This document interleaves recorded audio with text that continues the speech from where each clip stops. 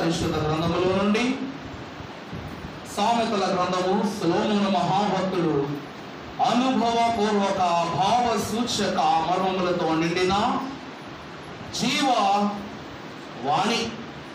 సామెతల గ్రంథం 18వ అధ్యాయం 21వ వచనం చదువుకుందాం.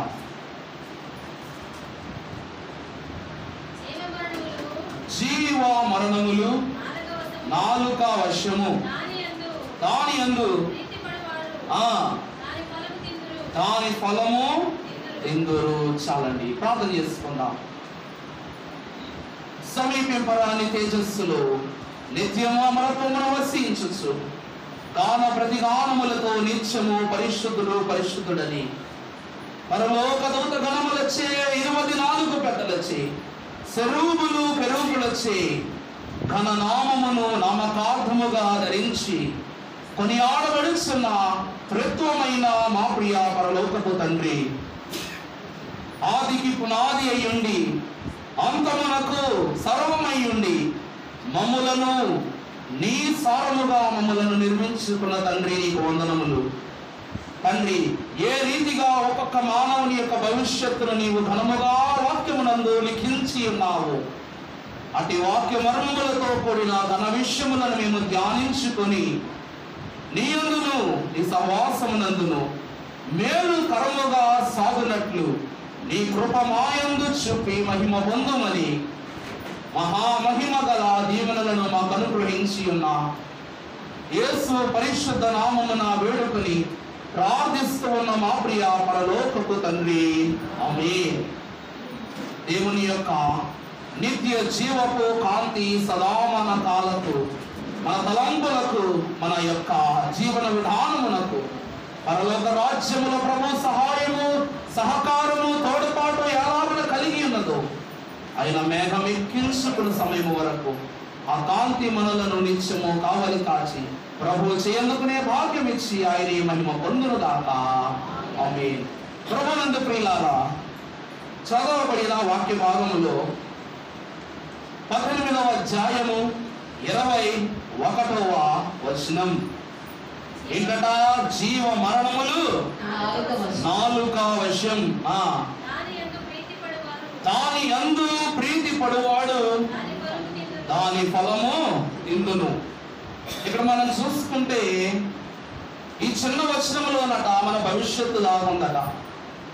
మనం ఏ నిర్ణయాలు తీసుకుంటామో, ఏ వచనాన్ని బట్టి ఎటువంటి దృఢ సంకల్పముతో సాగిపోతామో అదే మనకు దారి. పిల్లరా, ఈ వచనానికి చాలా గొప్ప చరిత్ర ఉందంట. ఎందుకంటే దీని మీద వేల మంది ప్రవక్తల బ్రతుకులు ఆధారపడ్డాయి. వధువు సంఘం యొక్క భవిష్యత్ ఆధారపడింది.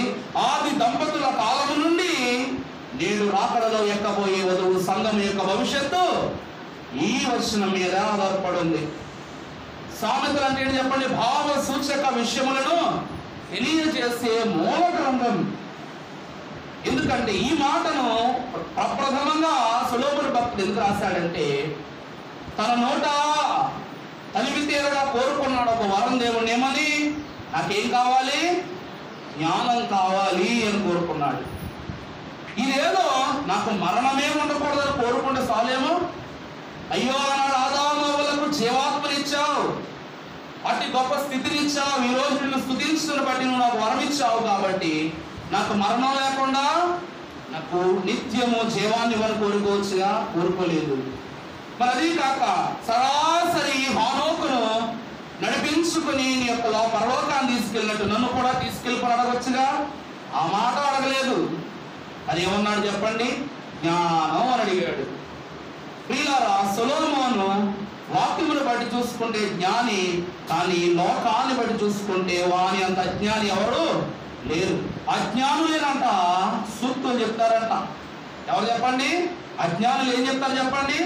సూక్తులు చెప్తారు. అంటే ఇంకా బాగా చెప్పాలంటే, గెలిచిన వారి గురించి అందరం చెప్పుకుంటాం, కానీ ఓడిపోయినాడు అందరికి ఏం చెప్పుకుంటాడు? సాకులు చెప్పుకుంటాడు, సంజాయి చెప్పుకుంటాడు. అలాగే నేను పడ్డానయ్యా గొంతులో, నేను పడ్డానయ్యా చెత్తలో, నేను పడ్డానయ్యా ఎక్కడో ఒక లోయలో పడ్డాను, కాబట్టి మీరు అక్కడికి వెళ్ళి పడద్దు, అని మనకేం చెప్తా ఉన్నాడు చెప్పండి? స్టేట్మెంట్ ఇస్తున్నాడు ఇక్కడ.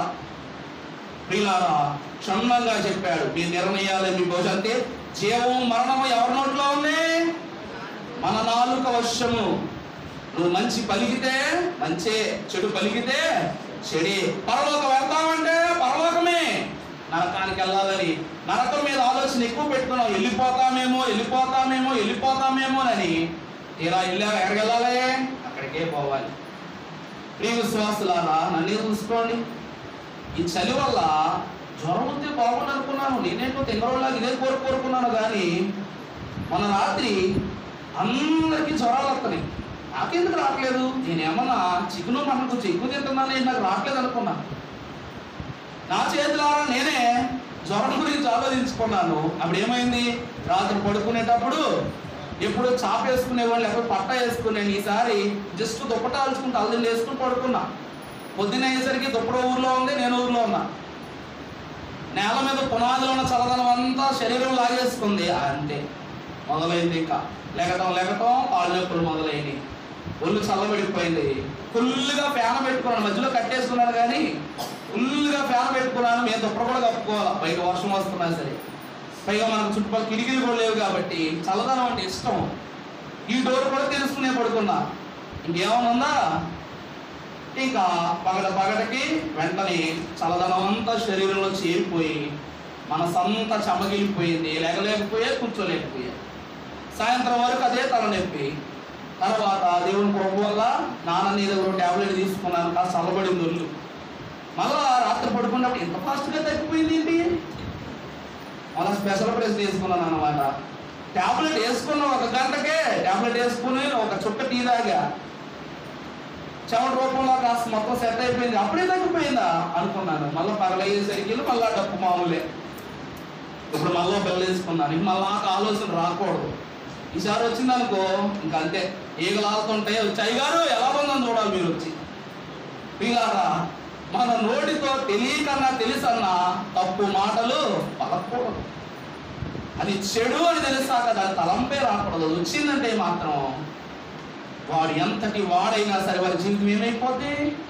చతికిలు పడిపోద్ది. పిల్లారా, ఈ వాక్యమునందు గొప్ప సేవకులే కావచ్చు, గొప్ప ప్రవక్తలే కావచ్చు, ఎవరైనా కావచ్చు, దేవుని జ్ఞానమును కలిగి ఉన్న వారు ఎప్పుడైతే లోకానుసారమైన మాట పలుకుతారో వారి జీవితానికి, లోకానికి దాసోహం కావాల్సిందే. ఇప్పుడు వాక్యములో చూసుకుంటే అపోస్తల కార్యములు 1వ అధ్యాయము 10వ వచనము నుండి చదువుకుందాం.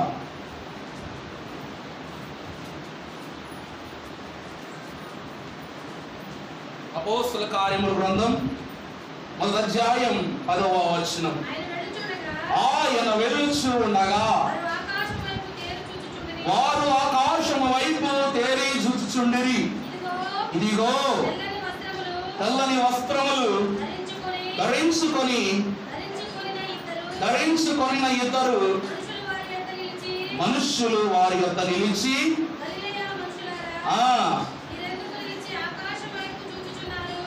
ఏంటి? గలిలయ మనుష్యులారా, మీరెందుకు నిలిచి ఆకాశము వైపు చూచుచూ ఉంటిరి?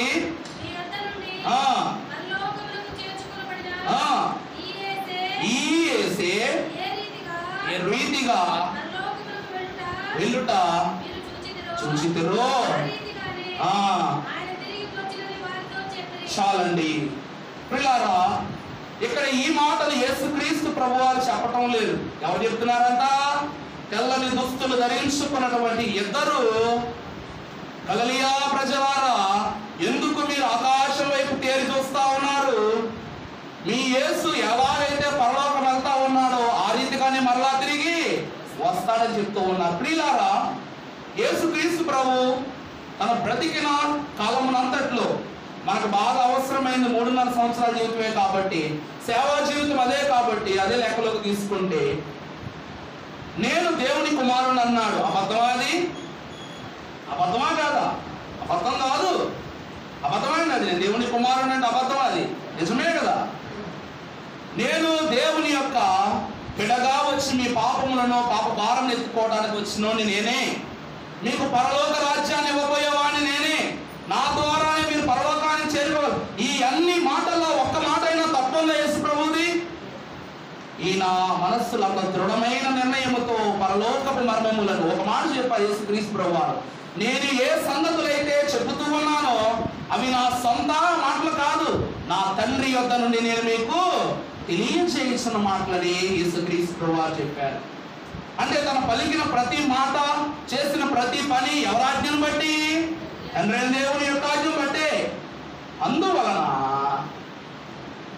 ప్రభు అయిన యేసుక్రీస్తు ప్రభు ఆరోహణమయ్యే సమయమునందు తేరి చూస్తా ఉన్న ప్రభు చెప్పాడు, నేను వస్తానని ప్రభు చెప్పాడు. మీకోసం రెండో మారు నేను వస్తాను, సంగమును కొనుక్కోవడం వస్తానని చెప్పాడు. కానీ ప్రియులారా, ఈ రెండు దూతలు తెల్లని దుస్తులు ధరించుకున్నటువంటి ఇద్దరు వ్యక్తులు, మీరే కంగారు పడకండి, ఈయన మళ్ళా వస్తాడని చెప్పడానికి కారణం ఏంటో చెప్పనా? ప్రియులారా, మనం ఎక్కడికి వెళ్ళినా సరే, ఒక పంచాయతీకి వెళ్ళినా, ఒక పనికి వెళ్ళినా, ఎక్కడికి వెళ్ళినా ఖచ్చితంగా మనకు సంబంధించిన ఇద్దరు వ్యక్తులు తోడు ఉండాలంట. ఒంటరిగా వెళ్ళకూడదు. ఒకరంట ఈ ఇద్దరిని ఎందుకు పెట్టారంటే, ఒకరు సాక్షిగా ఉండటానికి, ఇంకొకరు రుజువు. ఏం చెప్పండి? ఒకరు సాక్ష్యం చెప్పటానికి, రెండో వాళ్ళు రుజువుగా. ప్రియులారా, దేవుని వాక్యాన్ని బట్టి చూసుకుంటే యేసుక్రీస్తు ప్రభువారు మరణించినప్పుడు ఆ సమాధి మీద ఎన్ని దూతలు ఉన్నాయి? యేసుక్రీస్తు ప్రభువారు మరణించాక దొరిలింపబడిన రాతి మీద ఎన్ని దూతలు ఉన్నాయి? అమ్మ కొంచెం గట్టిగా చెప్పాలి. ఎన్ని? 2 దూతలు ఉన్నాయి. ఆ 2 దూతలు ఏమని చెప్పాయి? ఆయన ఇక్కడ లేడు, ఆయన లేచి అదిగో గలిలయ వెళ్ళిపోతూ ఉన్నాడు అన్నారు. రెండవ దూత ఏం చెప్పింది? ఇది నిజం. ఒకటి సాక్ష్యం చెప్పింది, ఒకటి రుజువు చూపింది. ఎటు వెళ్ళాడు ఆయన? ఇదిగో అటు అదిగో ఆ దారి మీదగా ఆయన పోతూ ఉన్నాడు. అదే ఒకటి తీసుకుని వచ్చి నేనే తప్పు చేయలేదు నాన్న నేను చెప్పామనుకోండి, వాడు నీ దోస్తే కదరా అంటావా అనవా? అదే ఇంకొక వ్యక్తి కూడా చెప్తే ఆ మాట దృఢమైపోద్ది. అలాగే యేసు ప్రభువు చెప్పిన మాట, నేను మరలా వస్తానన్న మాట ప్రభువు చెప్పడము శిష్యులకు మనసులో ఎంతో కొంత ఏమని చెప్పండి అనుమానం ఉంది, వస్తారా రారా? కానీ పరలోకము నుండి దేవుడు పంపినటువంటి ఇద్దరు సాక్షులు ఏం చెప్పారు చెప్పండి? గలిలయ ప్రజలారా, మీరు ఏం పడొద్దు, కంగారు పడొద్దు. ఈ యేసు ప్రభు ఎలాగైతే పరలోకానికి వెళ్తున్నాడో మరలా తిరిగి 2వ మారు మీకోసం వస్తాడని చెప్పాడు. ప్రియులారా, ఎందుకు ఎక్కడ చూసుకున్నా ఇద్దరు దూతలు కనబడుతున్నారు. అసలు ఎవరు ఈ ఇద్దరు దూతలు? ఎవరు చెప్పండి? తెల్లని దుస్తులు ధరించుకున్న ఈ ఇద్దరు ఎవరు చెప్పండి? ప్రియులారా, మీకు ఆనాడు చెప్పా. ఇంకొక వచనాన్ని చూస్తే మత్తయి సువార్త 17వ అధ్యాయము ప్రారంభం నుంచి చదవండి. మత్తయి సువార్త 17వ అధ్యాయం. 6 దినములైన తరువాత యేసు పేతురును యాకోబును యోహానును వెంట పెట్టుకుని వెళ్ళి ఎత్తైన ఒక కొండకు ఎక్కి వెళ్ళి చాలండి. ప్రియులారా, యేసుక్రీస్తు ప్రభువారు 6 దినముల తర్వాత 7వ దినం అనగా విశ్రాంతి దినము, మనకు ప్రార్థనా పూర్వకమైన దినము, ఏ తండ్రి అయిన దేవుడు మనకు ఏర్పాటు చేసిన దినము. అందుకే యేసుక్రీస్తు ప్రభు రూపాంతర కొండ ఎక్కారు చూడండి. దాన్ని ఏమంటారంటే దైవ సన్నిధి, ప్రార్థనా కొండ అంటాం. ఏం చెప్పండి? అది ప్రార్థనా కొండ. ఎందుకంటే దైవ సన్నిధికి వచ్చిన ప్రతి విశ్వాసి లోకంలో ఎలా బ్రతికినా సన్నిధికి వచ్చేసరికి మన యొక్క వ్యక్తిత్వం మారిద్ది, మన యొక్క ఆలోచన మారిద్ది, మన యొక్క ప్రమాణం మారుద్ది, తీర్మానం మారుద్ది, సమర్పణ మారుద్ది. కనబడని ఒక వ్యక్తి కొరకు ఆయన ఉన్నాడని, మన పట్ల కార్యము చేయగలడని నమ్మి విశ్వాసులు ఎక్కడికి వచ్చారు చెప్పండి? సన్నిధికి వచ్చారు. అలాగే యేసుక్రీస్తు ప్రభువు ఆ యొక్క రూపాంతర కొండ మీదకు వెళ్ళి తన రూపాన్ని కనపరుచుకున్నాడు. దాని సమయమునందు ఎవరు వచ్చారు? మరలా చదవండి, కంటిన్యూషన్ చదవండి.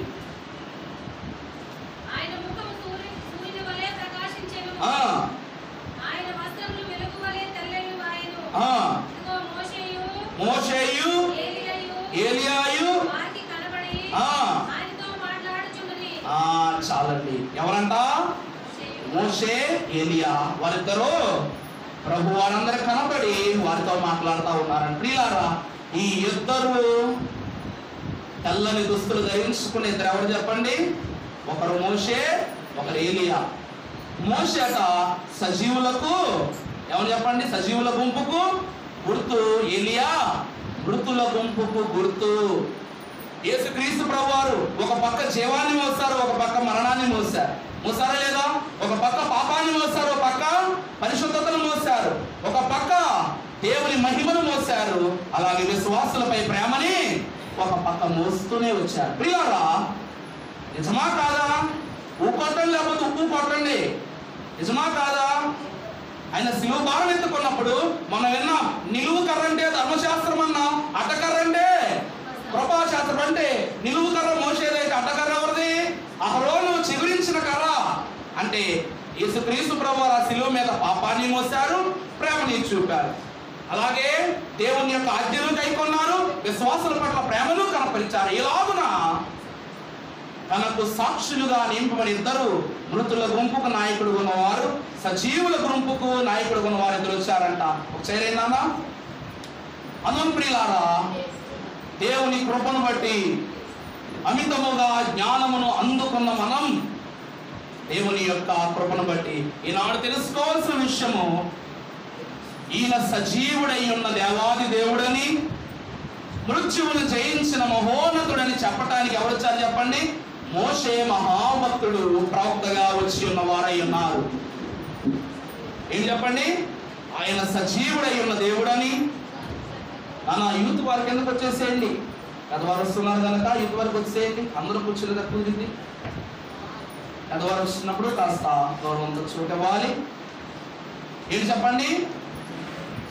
దేవుని విషయమై ఆయన ఆరోహణమయ్యే సమయమందు ఇదిగో ఈయన సజీవుడై ఉన్నాడు కనుక ఈయన మిమ్మల్ని కూడా సజీవులుగా లేవనెత్తురని చెప్పడానికి మోషే వచ్చాడు. ఇదిగో రెండో మారు మీకు మరణం ఉండదు అని చెప్పడానికి ఎవరు వచ్చారు చెప్పండి? ఏలియా. ఒకరు సాక్షి, రెండో వారు రుజువు. ప్రియులారా, వీరిద్దరినే దేవుడు ఎందుకు నియమించుకున్నాడు? ఎవరు లేదా? చెయ్యి పట్టుకుని రా పోదాం అని పైకి తీసుకెళ్ళిపోయిన ఆలోచన తీసుకురావచ్చు కదా. లేకపోతే నిన్ను పట్టణవాసులు కాపాడినవో గొప్పడా ఒక మాటతోనే మార్చేసావు కదా, యానా నువ్వు వెళ్ళు అని చెప్పొచ్చు కదండి. సమయాలు రావచ్చుగా, ఎవరైనా రావచ్చుగా. ఎందుకు మోషేను ఏలియా అనే దేవుడు తన యొక్క పనిముట్లుగా, సాధనములుగా ఈ లోకాన్ని వాడుకున్నాడు?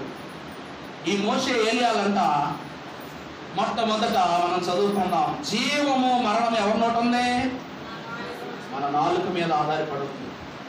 ఇప్పుడు చూసినట్లయితే మొట్టమొదటిగా సజీవుల గుంపుకు సంబంధించిన నాయకుడి గురించి మాట్లాడదాం, మృతుల గురించి మాట్లాడదామా?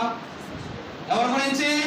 మనకు బ్రతకడం అంటే చాలా ఇష్టం కాబట్టి మొట్టగా పెద్ద ఆయన గురించి మాట్లాడుకుందాం. వాక్యములో చూస్తే నిర్గమాకాండము 17వ అధ్యాయము 4వ వచనము. అప్పుడు మోషే యెహోవాకు మొరపెట్టుచు, నీ ప్రజలను నేనేం చేయదును, కొంతసేపటికి మీరు నన్ను రాళ్లతో కొట్టి చంపుదురు. వదిలేస్తాడండి ఒక మాట. ఏమని? ఇంకా సేపు ఆగితే జనాలు ఏం చేస్తారు? నన్ను రాళ్లతో కొట్టి చంపేస్తారు. తర్వాత ముందు వచ్చినటువంటి వచనాల్లో మోషే ఎక్కడ చూసినా మోషే మమ్మల్ని చంపేస్తావు అన్నప్పుడు ప్రభువా ఏం చేయాలంటే, అన్నం పెట్టు, కర్ర చూపించు, మన్నా కురిపించారు, ఆహారం పెట్టారు, నీళ్లు చూపించారు, అన్ని అన్ని అన్ని సమృద్ధిగా ఇచ్చాడు. ఎంత విసుగొచ్చినా ఈ వచనానికి 16వ వచనంలో ఒక మాట అంటాడు, చూడతలే కానీ బాగా తెలిసిందే. మీరు నన్ను అపార్థం చేసుకోవటం లేదు మోషే అంటున్నాడు ఇశ్రాయేలీయులతో. మీరు నన్ను తిట్టుకోవట్లేదు, నా అన్నయ్య అహరోను తిట్టడం లేదు, మీరు నన్ను అపార్థం చేసుకోవడంలా. మీకు ఎవరైతే అన్నం పెట్టారో, మిమ్మల్ని ఎవరైతే సంఘము రీతిగా కాపాడుకున్నారో, ఒక్కరికి కష్టం రాకుండా కాపాడుకున్నాడు, ఆ దేవుణ్ణి మీరు నిందిస్తా ఉన్నారని చెప్పాడు అన్నమాట. 16వ వచనం వరకు దేవుని మీద అనుకున్నాడు. ఇప్పుడు టైము ఏమైంది? రివర్స్ అయింది. లోక వ్యక్తిత్వంలోకి వచ్చాడు మోషే. ఒక మాట అన్నాడు. ఏమని? చదవండి ఆ మాట. 17వ అధ్యాయం 4వ వచనం. అప్పుడు మోషే పెట్టి, నేనేం చేయదును, కొంతసేపటికి వారు ఏం చేస్తారంటే నన్ను రాళ్లతో కొట్టి ఖచ్చితంగా చంపేయడం ఆయన వదిలేస్తాడు. ఒక మాట అంటే జీవమా మరణమా అనేది తన నాలుగుతో తన ఒక తప్పు మాట పలికేశాడు. అదే ఏదైనా ప్రభే చూసుకుంటాడు అనుకుంటుంటే ఆ ఇబ్బంది ఉండకపోయి. అందుకే ఈనాటి వరకు చూసుకుంటే మోషే యొక్క మరణము, ఏలియా యొక్క మరణము గొప్ప మరణం అంట. ఏం చెప్పండి? మోషే యొక్క మరణము, ఏలియా భక్తుని యొక్క మరణములు చాలా గొప్ప మర్మములై ఉన్నాయంట. ప్రియులారా, ఆ మాట అన్నాడు.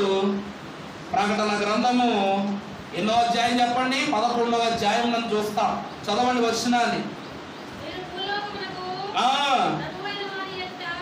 4వ వచనం చదవండి. 4 చదవండి. వాని ఎదుట నిలుచుచున్న 2 ఒలీవ చెట్లను ఎవడైనను చేస్తే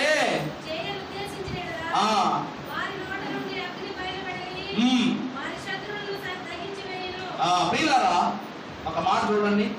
ఒకవేళ ఇద్దరికి మనం హాని చేస్తే వారి అగ్ని బయలుదేరి వెళ్ళి మనల్ని ఏం చేస్తాట? దహించేస్తాట. అందుకైనా భయపడి మనం వాళ్ళని ఏమైనా వదిలేసామా? 6వ వచనం చదవండి.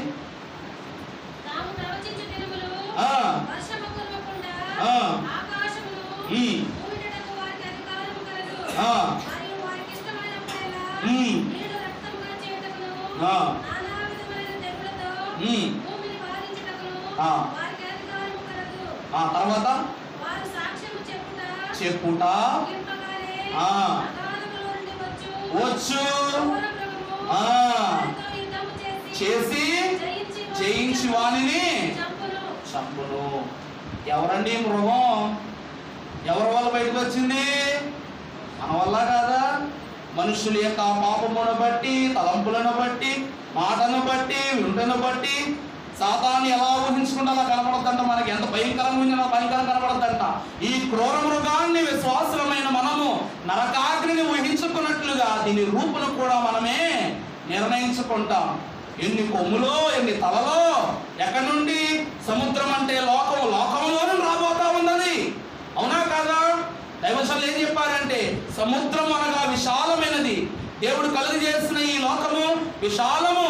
అటువంటి విశాలమైన లోకంలో నుండి మన తలంపులతో పుట్టిందే ఈ క్రూరమృగం. అది వచ్చంట వారిద్దరితో ఏం చేస్తుంది?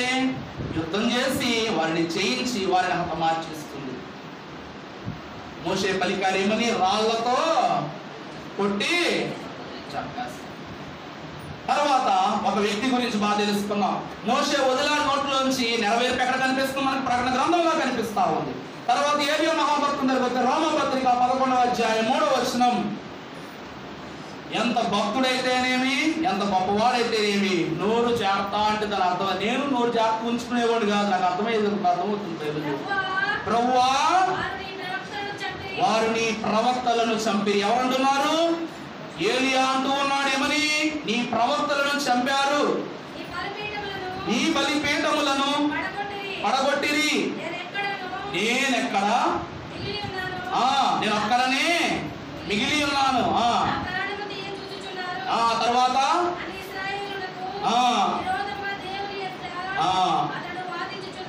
చాలండి. ప్రియులారా, బాగా ఆలోచించి చూడండి. అక్కడ మోషే ఇబ్బంది పడింది ఇశ్రాయేలీయుల వల్ల, ఐగుప్తు వల్ల. అవునా కాదా? నన్ను ఎవరు కూడా చంపేస్తారు వాళ్ళతో? ఇశ్రాయేలీలే. నువ్వు కాపాడుకొని జన్మే. ఇక్కడ ఏలియా ఏమంటున్నాడు? నీ ప్రవక్తలందరినీ చంపేశారు, నీ బలిపీఠాలన్నింటినీ ధ్వంసం చేసేశారు. ఇంకెంతమంది మిగిలి ఉన్నారు? నా ఒక్కనే మిగిలి ఉన్నాను. I'm the only one who has saved from all those people. నేను ఒక్కడనే బతుకున్నానని చెప్పే కానీ ఏమంటున్నాడు? ఈ ఇశ్రాయేలు విషయమై తాను దేవునికి ఏం చెప్తున్నా చెప్పండి? చదవండి. అక్కడ వచ్చిన చివరిలో చదవండి.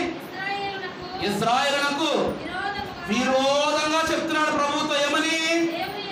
దేవుని ఎదుట. చాలండి.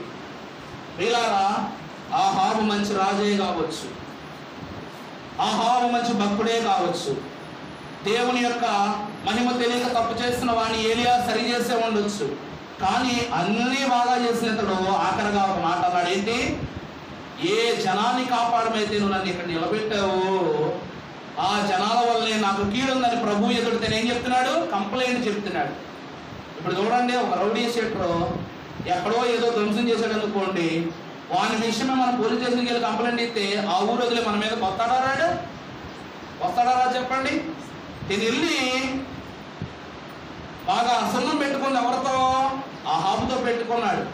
కానీ దేవుడి ఎదురు కంప్లైంట్ ఎవరి గురించి చెప్తున్నాడు చెప్పండి? ఇశ్రాయేలు అందరి మీద కంప్లైంట్ వెళ్తుంది. అక్కడ ఊరుకుంటారా? సమయం వచ్చాక దేవుని వాక్యం చెప్పినట్టు వీళ్ళంతా కలిసి ఏలియాను కూడా చంపేస్తారు. గోను బట్టలు కట్టుకుని వస్తారు. వీరిద్దరూ దేనికి గుర్తంట? 2 దీపస్తంభములకు 2 ఒలీవ చెట్లకు గుర్తై ఉన్నారు. వీళ్ళు మోషే ఏలియాలే అని మనకు ఎలా గుర్తంటే ప్రకటన గ్రంథంలో రాయబడి ఉంది. ఒకరి నీళ్లను రక్తంగా మారుస్తారన్నాడు దేవుడు. అలా ఇంకొకరు ఏం చేస్తారు? ఆకాశమును గద్దించగలరు, వర్షాలు చేయగలరు. ఈ 2 పనులు చేసింది ఎవరు చెప్పండి? మోషే రక్తాన్ని నీరు రక్తంగా మార్చాడు. ఏలియా ఆకాశాన్ని గద్దించి వర్షం ఆపేశాడు. మరి వీళ్ళ కాకింగ్ ఎవరు వస్తారు చెప్పండి? వీళ్ళకు ఉన్నటువంటి నోటి దురుసుతనం వల్ల, ఒక చిన్న తప్పు వల్ల వాళ్ళు చేసిన జీవితం ఏమైపోయింది చెప్పండి? దేవునిలో ఎంత గొప్ప సేవ చేసినా తప్పుగా ఒక మాట పలకటం వలన ఏమైపోయారు? వీళ్ళు ముందే శ్రమలు పడ్డారు. మరలా మన కొరకు ఈ లోకానికి వచ్చి మరలా శ్రమపడి మన చేతిలోనే చావబోతున్నారు. అందులో మనం ఉండాలనుకుందాం. కొట్టి గుంపులు మనం వద్దు. మనం వాళ్ళు నిత్యము మాట్లాడుకునే మాటలో ఉండవలసినది నిజమైన సత్యం, నిజమైన జీవం. ప్రభువా, నేను పరలోకానికి ఖచ్చితంగా వస్తాను అనుకుని బ్రతకటమేనంట క్రైస్తవత్వం. నేను తప్పు చేయనటం కాదు, చెయ్యను చెప్పుకుంటే ఇంకెప్పటికీ తప్పు రాదట. మేము సైకాలజీ క్లాస్ చదువుకున్నప్పుడు మా మాస్టర్ గారు ఒక మాట చెప్పారు. ఏంటో చెప్పనా? ఒక వ్యక్తి అంట 40 రోజులు తను ఏం చేయాలనుకున్నాడు ఆ విషయాలను 40 రోజులు క్రమంగా పాటిస్తే తర్వాత అలవాటు అయిపోతాయి అంట.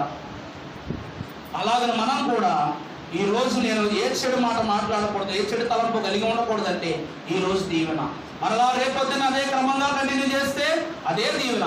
ఇలా కాపాడుకుంటూ రాకడంతస్తు ఎక్కేంత వరకు కాపాడుకుంటే మనకేంటి? ప్రభు యొక్క మహిమ సామ్రాజ్యం. ప్రియ విశ్వాసులారా, వారు ఆనాడు నిర్గమాకాండంలో ఒకరు చెప్పారు, రోమా పత్రికలో ఒకరు చెప్పారు. ఏమని? మరణమును గురించి ఇద్దరు మాట్లాడారు. ఆనాడు వారి మరణము మరుగైపోయిందంటే మర్మమైపోయింది. ఆ మరణం ఎక్కడ కనబడుతుంది ఇప్పుడు? ప్రకటన గ్రంథమునందు నెరవేర్పుగా కనబడుతుందా లేదా? వారిని ఎవరు చంపేస్తారంటే మనమే. ఒక మృగం రాబోతూ ఉంది, దాన్ని ఎవరు పెంచి పోషించారంటే మనమే. వారు ఎవరి మీద కంప్లైంట్ చెప్పారో అది మనమే. ఆనాడు ఇజ్రాయేలు, ఈ రోజు మనం. మీ విశ్వాసుల దేవుని పిల్లలారా, అందుకే దైవజనులు అన్నారు, మంచి మార్గము లేదు నాలో, మరణ పాత్రుడా నాయనా, నేను వంచితుండనైతిని నీ ప్రపంచమందు నాయన. పాడతారా ఒకసారి? మంచి మార్గము లేదు నాలో, మరణ పాత్రుడా నాయనా, మంచి మార్గము లేదు నాలో, మరణ పాత్రుడా నాయనా, నేను వంచితుండనైతిని ప్రపంచమందు నాయనా, నన్ను దిద్దుము చిన్న ప్రాయము సన్నుతుండగు నాయనా. దైవజనులు ఆయన చిన్న ప్రాయమునందే రాసేసుకున్నారు. ఏమని? నన్ను దిద్దుము చిన్న ప్రాయము సన్నుతుండగు నాయనా అని. నాలో మంచి మార్గం లేదని ఆయనే ఒప్పేసుకున్నాడు. నేను మరణానికి పాత్రను అవుతున్నా ఆయనే చెప్పేశారు. అందుకే నీ ప్రపంచములో నేనేమైపోయా? వంచితుడనైపోయాను. ప్రియులారా, దేవుని యొక్క విశ్వాసమును కానీ వారు ఆనాడు అన్నారు కాబట్టి ఈనాడు చంపటం తథ్యమన్నాం. కానీ ఆ చంపే గుంపులు ఎవరు ఉండకూడదు? మనం ఉండకూడదు. మనకు హాని కలిగించండి ఒక పురుగును కూడా మనం ఏం చెయ్యం? దాన్ని ముట్టుకోని కూడా ముట్టుకో. అలాంటివి దేవుని బోధ చెప్పడానికి వస్తూ ఉన్నారు, దేవుని సువార్త చెప్పడానికి వస్తూ ఉన్నారు. కానీ ఆ సమయమునందు లోకానికి ఏమలేదు, భయం లేదు. వారి నోట నుండి వచ్చే అగ్ని వల్ల దహించబడతారన్న లోకం ఏం చేయట్లేదు, లక్ష్య పెట్టడం లేదు. దేవుని వాక్యము చెప్పినట్లు వారు ఒలీవ చెట్లకు గుర్తంటే దీవెనకు గుర్తనర్థం, ఆశీర్వాదానికి గుర్తనర్థం. దీప స్తంభం అంటే దేవుని యొక్క ఆత్మశక్తికి గుర్తనర్థం. ఆ కానీ వారు ఏం చేస్తా ఉన్నావు, వాళ్ళంతా మహిమ గల వారిని తెలిసి కూడా ఏం చేస్తావంట, వారిని చంపేస్తారంట. ప్రియులారా, అందుకే ఈనాడు ప్రతి విషయంలో మాట్లాడే ముందు నెమరేసుకోండి. ఏమని? నేను వారితో ఏం మాట్లాడుతూ ఉన్నాను, మన మీద ఎంతమంది ఎన్ని చెడు కబుర్లు చెప్పినా సరే నువ్వు వినంత వరకు అది నీకు సంబంధం లేని మాటే. నీ చెవులారా విన్నావనుకో, నిన్న సాయంత్రం ఒక వాక్యం నేర్చుకుని ఏంటది, నీకు శత్రువుగా నీ ఉంటే, వాడు ఆకలి కొంటే వాడికి ఏం చేయాలి, నువ్వు కూర్చోబెట్టి అన్నం పెట్టాలా, తప్పి కొన్నప్పుడు దాహం తీర్చాలా. అప్పుడు నిజంగానే మరి మీరు పక్క శత్రువులైనా కానీ వేరేవాడు వచ్చి ఒరే వాడిని ఇలా అన్నారా అన్నాడు అనుకో, వాడిని కొడతాడు. నీ దగ్గరకు వచ్చి రే నేను వాడు మళ్ళీ నువ్వు అన్నం పెట్టావు కదా మళ్ళీ తిట్టాడురా అంటే, మనమోడు పీకి వాడి దగ్గరికి వెళ్ళి నువ్వేమన్నా అన్నావరని జరుపుకుంటా. ఒక్కసారి ఆగి ఆలోచించడంలో ఎంత భవిష్యత్తు ఉందో తెలుసా. అందుకే మన నిర్ణయాలే మన జీవితం. ఆనాడు నిర్ణయంగా చెప్పేశాడు, ప్రభువా నన్ను వెళ్ళు, హతమార్చడం ఖాయం, కొట్టేయడం ఖాయం, చంపేయడం ఖాయం. ఆనాడు నోరు జారాడు, నెరవేర్పు చూపించాడు ప్రకటన గ్రంథంలో. వాళ్ళు ఏదో ప్రభువును కోల్పోయిన సాక్షులుగా నిలబడ్డారన్నారు తప్ప శ్రమ తప్పుతుందా? 7 ఏళ్ల శ్రమల కాలంలో వాళ్ళు ఎంతకాలం ఉంటారంట, 1260 దినాలు వాళ్ళకి ఏముంది, శ్రమ ఉంది. అంటే 3.5 సంవత్సరాలని అర్థం. ఎన్ని సంవత్సరాలు చెప్పండి? 3.5 సంవత్సరాలని అర్థము. ఇలారా దేవుని సాంగత్యమునకు, దేవుని సన్నిధానమునకు వచ్చిన మనము, నా ఎదుట దేవుడు ఉన్నాడని, నేను దేవుని సన్నిధిలో ఉన్నానని, నేను మాట్లాడే ప్రతి మాట దేవుడు వింటాడని మనము ఎంత భయభక్తులు కలిగి మాట్లాడతామో, బయటకు వెళ్ళినా దేవుడు ఉండడా? గుడి దాటితే దేవుడు కనిపించే దేవుడు ఉండడా? ఆయన ఏమన్నాడు చెప్పండి, ఈ లోకములో నువ్వు ఎక్కడ దాక్కున్నా ఆయనకి కనబడతావు, నువ్వు ఏం మాట్లాడినా నువ్వు కనబడతావు. ఒక చిన్నపిల్లోడు ఉన్నాడంట. ఆ పిల్లోడికి నన్ను తీసుకొని, నేను చిన్నపిల్లోడు కాదనుకోండి అఫ్కోర్స్, అప్పటికి అమ్మందంట, నాన్న నీకు జ్వరం వచ్చిందిరా, నువ్వు నేను పెట్టిన భోజనం తప్ప ఇంకేం తినకూడదు అన్నాడంట. తినకూడదంటే ఈ పిల్లాడికేమో వీడికి జ్వరం వస్తుందని నీకు ముందు రోజు అమ్మ మిఠాయి చేసిందంట. చేసి పెట్టేసరికి తిందామని ఆత్రంగా కూర్చున్నాడు. రాత్రి అయిపోయింది కాబట్టి పగలయ్యేసరికి పిల్లడికి ఏమొచ్చింది, జ్వరం వచ్చేసింది. జ్వరం వచ్చేసరికి అమ్మందంట, వదిలే, ఇవి తిన్నామంటే నీకు ఇంకా జ్వరం పెరిగిపోద్ది కాబట్టి ఈ పనులు ఏమొద్దు కాబట్టి నేను వచ్చాక నీకు మిఠాయి పెడతాను లేరా, జ్వరం కంట్రోల్ వచ్చి బెల్ల వేసుకున్నావు కాబట్టి వచ్చాక చల్లబడద్దని అమ్మ డ్యూటీకి వెళ్ళిపోయిందంట పని మీద. వెళ్ళిపోతే అప్పుడు అన్నాడంట, నువ్వు తీస్తే నాకు తెలిసిపోతే తినకూడదు అందంట. అంటేను అప్పుడు వెంటనే నీకు ఎలా తెలిసిపోద్దమ్మా అన్నాడంట. అనగానే అదిగో ఆ ఫోటోలో దేవుడు ఉన్నాడు, ఆ దేవుడు నువ్వు తింటున్నావు లేకపోతే నిమ్మలంగా పడుకున్నావు ఆయన చూస్తాడు కాబట్టి నువ్వు ఏం చేసినా నాకు తెలిసిపోద్దని చెప్పేసి అమ్మ చెప్పి వెళ్ళిపోయిందంట. వెళ్ళిపోయాక ఈ పిల్లవాడు ఏం చేశాడంటే మెల్లమెల్లగా కిసిన వైపు పడుగులేస్తున్నాడంట. వెళ్తుంటే ఆ ఫోటో వంక చూస్తే తన వంక చూస్తున్నట్టే కనిపించిందంట. కనిపిస్తే వామ్మో మా అమ్మాయి చెప్పింది నిజమే అనుకుంటా, దీనికి ఏదో చేయాలని చెప్పేసి ముందు 2 అడుగులు వెనకేసాడంట. ప్రతి అడుగును గమనించినట్టు కనిపోయేసరికి ఆ ఫోటో పక్కంటగా వెళ్ళి ఆ ఫోటో రివర్స్ తిప్పేసి, ఏం చెప్పండి, ఫోటో రివర్స్ తిప్పేసి కిచెన్లోకి వెళ్ళి నాకు కావాల్సిన వస్తువు తెచ్చుకుని తింటున్నాడంట. తినేసరికి బాగా తినేసేసి పిల్లోడు పడుకున్నాడు. పడుకునేసరికి అమ్మ వచ్చిందంట. ఎరా తిన్నావా అని అంటే లేదు నేను తినలేదు అన్నాడంట. అనగానే ఇప్పుడు వెంటనే కావాలంటే నీ దేవుడిని అడుగు అని చెప్పేసి అనగానే అమ్మ ఫోటో వంక చూడగానే ఫోటో ఎలా ఉంది, తిప్పేస్తుంది. ఎవరు తిప్పుతారు? ఈయన తిప్పుతాడు. ప్రియులారా, వాడు వద్దు వద్దు వద్దు కాదు కాదు కాదు జరగదంటానే వాడి చేతుల మీదగానే ఆ తల్లికి దొరికిపోయాడు. ప్రియులారా, మనం చేసే ప్రతి పని దేవునికి ఎరుకే. మోసగించాలని మనం కంకణం కట్టుకుంటే దేవుడంట మనం చేసే ప్రతి పనిని ఆయన చూస్తాడంట, లోకానికి మనల్ని అప్పగించేస్తాడంట. ప్రియులారా, అందుకే మనం ఏం చేయాలి చెప్పండి, ఎవరు చూడరనుకుంటాం కానీ చూసే దేవుడు, మాట్లాడే దేవుడు, వినే దేవుడు. సమూయేలు మహాభక్తుడు ఆయన చిన్నతనంలో ఉన్నప్పుడు నిద్రపోతున్న సమయంలో 3 సార్లు దేవుడు పిలిచాడు ఆయన్ని. ఎవరో పిలిచాలి అనుకున్నాడు. 3వసారి పిలిచాక లేచి తన గురువు దగ్గరికి వెళ్ళి నాకు ఇలా స్వరం వినబడిందంటే ఆ స్వరం వినబడేదాకా కనిపెట్టుకుని కూర్చోమన్నాడు. ఎంతసేపు కనిపెట్టాడు చూడండి. ప్రియులారా, దేవుడు ఎప్పుడు మాట్లాడతాడో తెలియదు, నీకెప్పుడు నీకు కనపరుస్తాడో తెలియదు, నీకెప్పుడు తన మహిమను చూపిస్తాడో తెలియదు. నువ్వు ఎలా ఉండాలంట, కాచుకుని ఉండాలి, వేచి ఉండాలి. వేచి ఉండటమే వధువు సంఘం యొక్క గొప్ప లక్షణము. అందుకు ప్రియ విశ్వాసులారా, మాట మాట్లాడే ముందు మన వాడుక భాషలని ఏమి ఇచ్చినా వెనక్కి తీసుకోగలం, కానీ మాట వదిలితే వెనక్కి తీసుకోవడం జరగదు. ఎందుకంటే ఒక వయసు వచ్చాక పిల్లలను కొట్టినా పట్టించుకోరేమో, కానీ ఒక తిట్టును వాళ్ళ గుండెల్లో రాసి పెట్టేసుకుంటారు. ఎందుకంటే మన చెడు మాటలు దాని మీద చూపే ప్రభావం చాలా గట్టిది. అందుకే అప్పటి వరకు ఓపిక పట్టిన వాడు ఓపిక నశించిపోయి అనేసాడు ఒక మాట మోషే. అలాగే ఏలియా కూడా అంతే. ప్రవక్తలందరూ చనిపోయాడని తనేమైపోయాడు చెప్పండి? తన మనసంతా చెమ్మగిల్లిపోయి ప్రభు సన్నిధిలో మాట్లాడని ప్రవక్తలందరినీ చంపేశారు, నీ బలిపీఠాలను కూల్చేశారు, ఇంకా నేను ఒక్కనే మిగులున్నాను, ఇంక ఇలా వదిలేస్తే నన్ను కూడా హతమార్చడం ఖాయమని ప్రభు ఎదురుగా ఇజ్రాయేల్ మీద కంప్లైంట్ చెప్పాడు.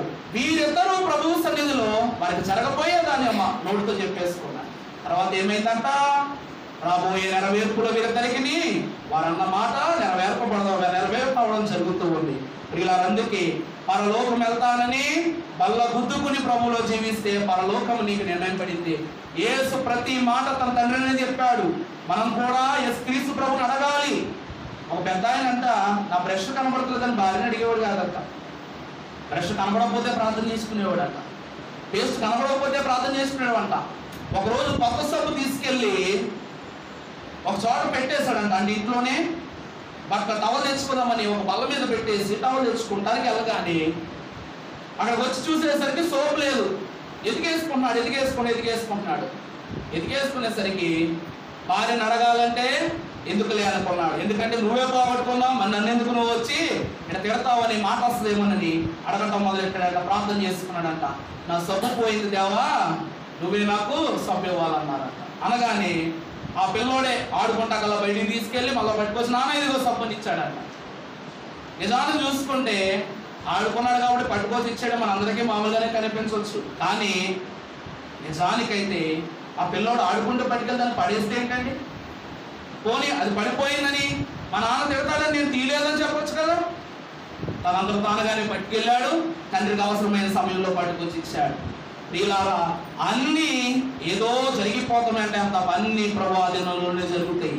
నువ్వు మాట్లాడే మాట ఆయనకి ఎరుకే, నువ్వు చూసే చూపు ఆయనకి ఎరుకే, నువ్వు నడిచే మార్గం ఆయనకి ఎరుకే, ప్రతి ఒక్క విషయము ప్రభువుకి ఎరుకే. అందుకే ప్రియులారా, అంతెందుకు మన తాతలో ముత్తాతలో పైనుండి నీ ప్రవర్తనను చూసి నువ్వు చేసే తప్పులను బట్టి వాళ్ళు ప్రభు క్షమించని ప్రాధేయపడతారంట. ఆ తప్పుల యొక్క సంఖ్య పెరిగిపోతే ప్రభువు కూడా ఏం చేయలేడు, మనకు ఏమలేదు చెప్పండి, పశ్చాత్తాపం మన ప్రాయశ్చిత్తం ఇవ్వలేదు. అందువలన ఇక్కడే మన విషయంలో అందుకే ఏమైనా దీపం ఉండగానే ఇల్లు చక్కదిద్దుకోవాలి. అందువలన ప్రతి ఒక్కరూ దేవుని పట్ల చేసే ప్రతి ప్రార్థనలోనూ పలికే ప్రతి మాట వెనుక దేవుని యొక్క సహకారం లేదా జరగదు కనుక అన్నీ మన నోటి అందిబడి ఉన్నాయి. ఎందుకంటే మనము దేవుని బిడ్డలము కనుక ప్రతి ఒక్కరూ ఆచి తూచి ప్రతి విషయంలోనూ బహుగా దేవుళ్ళు సాగునట్లు సరి అయినది సముచితమైనది దేవుడు మన యొక్క నోటికి అందించి మంచి వాక్కులతో మన నిత్యము నడిపించి ప్రభువే మహిమ పొందును గాక. ఆమేన్. పరిశుద్ధుడా మహోన్నతుడైన మా తండ్రి, నీకనేక స్తుతులు స్తోత్రములు తండ్రి. విన్న వాక్యమును బట్టి ధ్యానించుకున్న అంశములను బట్టి కృప, నీ కృపను నిత్యము తండ్రి నిందారా నీ బిడ్డలపై కుమ్మరింపచేసి సదాకాలము నీవే తోడుగా ఉండి నాయన, మా నోటికి నోరై, మా చూపుకు చూపై, మా ఆత్మకు ఆత్మై నీవే మమ్మల్ని నడిపించి దృఢపరచి బలపరచి నీ సన్నిధానమునందు నీ సహవాసమును బహు బలముగా సాగించి మహిమ పొందమని ఆ ప్రాణ ప్రియుడవును నజరేయుడవును రక్షకుడై ఉన్నా మా ఆత్మలో ఆత్మై మమ్మల్ని పరిశుద్ధాత్మ శక్తి నింపి ఉన్నా తండ్రి అయినా యేసు నామములు ఇక్కడ వినయముగా బ్రతిమలాడి వేడుకొనుచున్నాం మా ప్రియ పరలోకపు తండ్రి. ఆమేన్.